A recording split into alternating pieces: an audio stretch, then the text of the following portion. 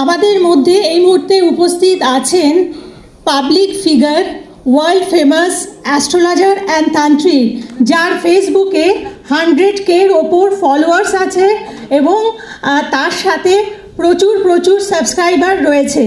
অর্থাৎ আপনাদের জীবনে যদি কোনো সমস্যা আসে তবে অবশ্যই আপনারা ওনার সাথে কনসাল্ট করতে পারেন এবং আজকের অনুষ্ঠানে উনি বিশেষ অতিথি হিসেবে এখানে উপস্থিত আছেন। আপনার কাছ থেকে কয়েকটি কথা শুনে নেব।